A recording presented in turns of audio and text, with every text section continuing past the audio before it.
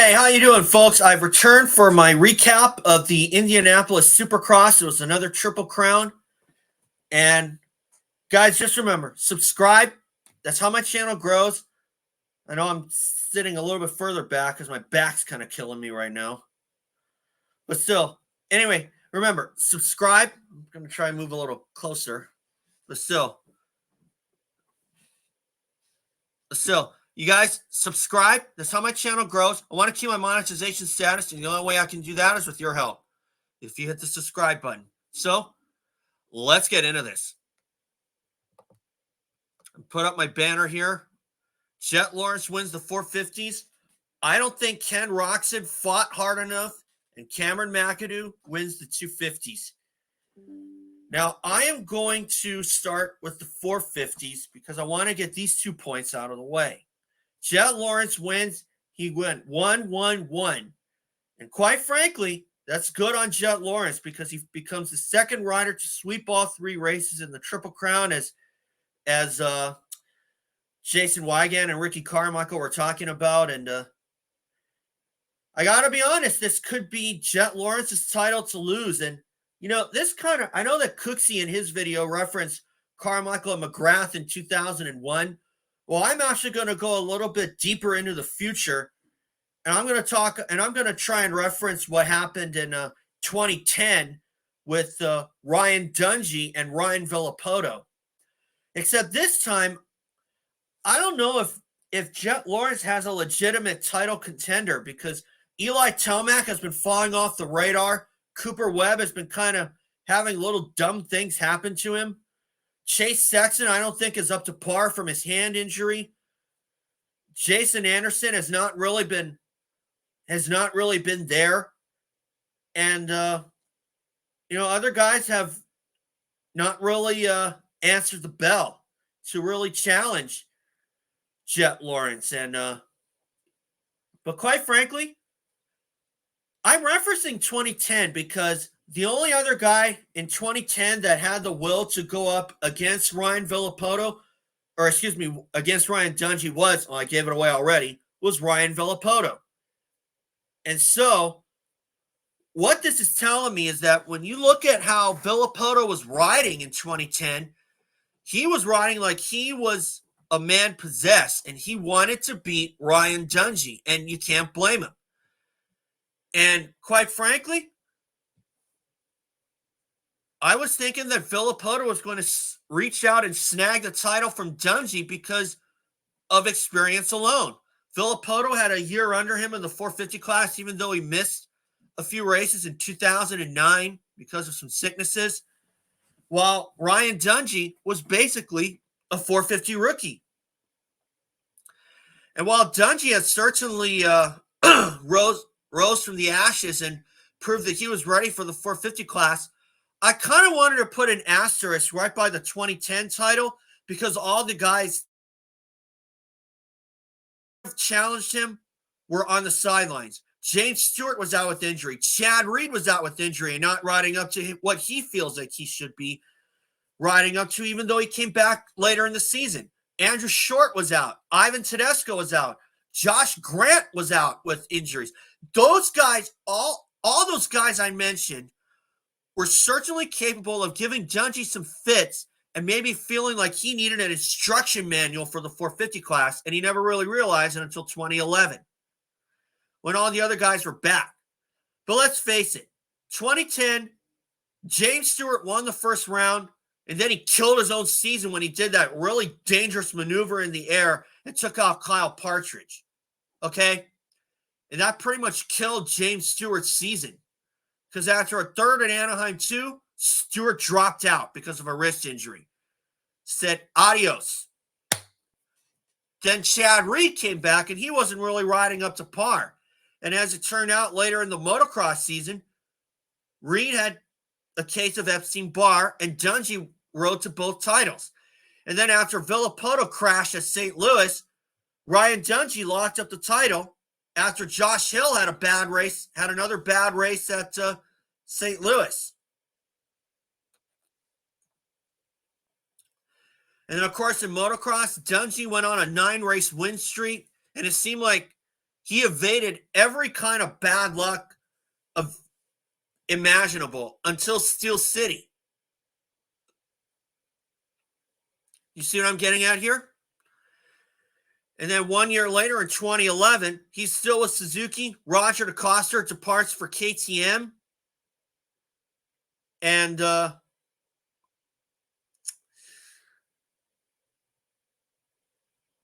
lot of people were wondering what was up with Dungey. And as a result, Dungey only won one race in 2011, which led me to feel that Dungey got above and beyond spoiled in 2010. And I don't know if some of you guys agree, but that's just my take. Now, Jett Lawrence wins. Good on him. And Jett Lawrence is kind of reminding me of Dungey from 2010. But unlike 2010, Dungey had Villapoto to deal with. Jett Lawrence has got a lot of other guys to deal with, and they're just not riding up to what they feel like they're capable of. Guys like Tomac, Roczen, Barsha, Webb, everybody out there, and Sexton as well. They're all having all kinds of weird things happen to them that's kind of holding them back. And Ken Roczen is one of those guys because Roczen won 1 year ago at Indianapolis, and I thought that was going to launch his season. And I still remember last year when he went on the podium and held the Kickstarter in his hand. And I thought that was cool, really, because it proves that, it proves that a centuries-old apparatus to start up a motorcycle is still in today's society. And Roczen, he led all three races, but Jett Lawrence was putting so much heat on him, and I don't think Roczen really fought hard enough to keep the lead.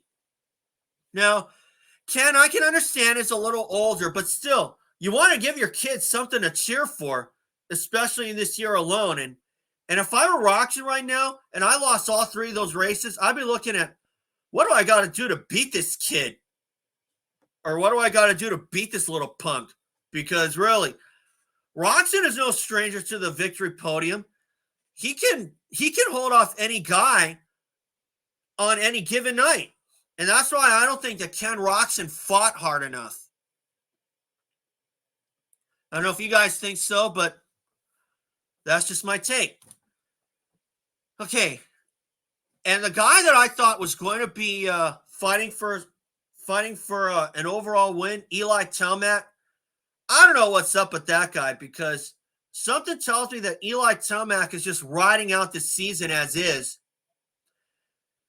And it seems like the only way he's going to get a win is if everybody has some bad luck. Because I think the beast mode that everybody was kind of hyping up about is gone. Not going to lie to you. I don't think Tomac is really proving it. Because he only had that one come from behind ride and at Dallas. And I thought that was only a flash in the pan. And so far, I'm right. Eli Tomac has kind of been rotting like, where are you, kid? That would probably make a lot of team managers say that. Like, hey, where the heck are you, kid? Where's your talent? I mean, I know that Tomac is getting older and everything, but still, when Chad Reed was in his 30s, and I know that Eli Tomac, I think, is closing in on his 30s, Reed was still fighting for wins. And, of course, that injury in 2012 at Dallas kind of zapped a lot of his speed. But he still came through and brought the crowd to life at Anaheim 2 in 2014. And he even brought me to tears, too, after he won that race. I don't know where you guys are going with this, but still, that's just my take. Okay, now for the 250s. Cameron McAdoo wins the 250s in the Triple Crown to stop a two-race win streak from Tom Vial, but Tom Vial won the last race. And I got to tell you, Tom is really proving that he's going to be a force to be reckoned with. And guys, don't overlook him in the outdoors because he's going to be a contender, especially with Hunter Lawrence leaving for a 450 career and beyond. But still, Look out for Tom Vial. I'm not going to doubt that he's going to win any motos or overalls. But still, for Tom Vial to prove that he's a title contender, even with whoops out there, I think he proved himself. And that third main event win has got to count for something. Okay? And Cameron McAdoo, as I said, as it says in my banner, he won the 250 class. And he also, and a lot of people might say that he benefited from Hayden Deegan crashing in the first turn of race number 3, which is true. And quite frankly, I thought it boiled down to who got the start. And even if Hayden Deegan kept it on 2 wheels, I think Cameron McAdoo would have won it no matter what. But a guy that I thought should really be up there fighting for wins is Seth Hamaker, mainly because he's the only guy under the Pro Circuit 10 on the East Coast that's yet to taste a win. And hopefully he can do that. So, obviously, I hope that, I don't know if Hamaker's fighting any bike setup troubles or it's all him. But still, Seth, I hope he can put something together. And it's been a couple of years and it's been kind of 3 calendar years since you last won a race. So I hope that you can put something together. And I'm glad to see that Deegan kind of owned up to knowing that he made the mistake on his own. He lost the Indianapolis race because of that crash in the first turn. But the guy that he claimed in the first race, or the last race rather, Max Anstie, I'm kind of thinking, can that guy ever buy a break? He kind of reminds me of Stefan Roncada because in the heat races, Roncada got terrible starts, and only once in a while did he goof up his start in the main event. Of course, I'm talking about the year 2000 when Roncada had it all going. He did everything right pretty much. And so far, I don't think Anstie is proving that he's a fast guy, at least in practice anyway. But if that guy can just nail a start, he can do a lot of damage. So anyway, guys, that's all for today. And remember, subscribe. That's how my channel grows. We'll see you for the next round in Seattle, and I'll see you all then. We go back to the West, and I'll see you all soon.